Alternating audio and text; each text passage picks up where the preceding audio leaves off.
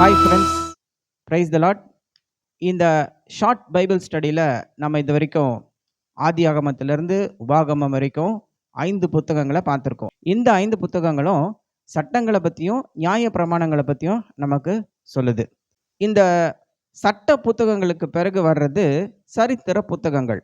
இந்த சரித்திர புத்தகங்கள் யோசுவாவிலிருந்து எஸ்தர் வரை இருக்கிற 12 புத்தகங்களை தான் சரித்திர புத்தகங்கள் அப்படின்னு சொல்கிறோம்.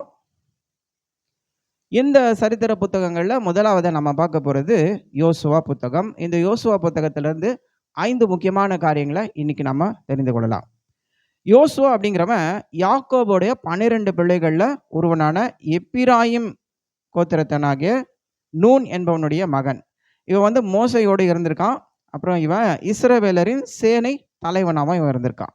இப்படி பல சிறப்புகள் கொண்ட மனிதனாகிய இந்த யோசுவா கானானுக்குள்ள இஸ்ரவேலர்களை அழைச்சிக்கிட்டு போனதையும் பல நாடுகளை வெற்றி கண்டதையும் அவற்றை பங்கிட்டு கொடுத்ததையும் இந்த புத்தகம் தெரிவிக்கிறதுனால இந்த புத்தகத்துக்கு யோசுவா அப்படின்னு பேர். 5 ஆகமங்கள் சொன்னா இல்லைங்களா, அந்த சட்ட நூல்கள். அந்த 5 ஆகமங்களில் கடைசியாக வர்ற உபாகமம் விட்ட இடத்துல இருந்து இந்த நூல் ஆரம்பிக்கிறது. அதனால இஸ்ரவேல் மக்கள் வரலாற்றின் தொடர்ச்சியாக இதை நாம் எடுத்துக்கொள்ளலாம்.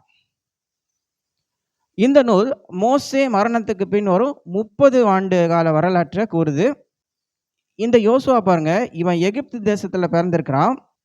இவன் மோசேயை விட 30 வயது சிறியவன். இந்த புத்தகத்தோட முடிவில் யோசுவாவின் மரணம் குறிப்பிடப்பட்டிருக்கு. மோசேயின் சகோதரனான ஆரோனின் மகனாகிய எலியசர் மரணமும் குறிப்பிடப்பட்டிருக்கு. அதனால இந்த புத்தகத்துடைய ஆசிரியர் யார் அப்படிங்கிறது யாருக்குமே தெரியாமல் இருக்கு. இந்த விவரங்கள்லாம் உங்களுக்கு பிரயோஜனமுள்ளதாக இருக்கும் அப்படின்னு நான் விசுவாசிக்கிறேன். God bless you.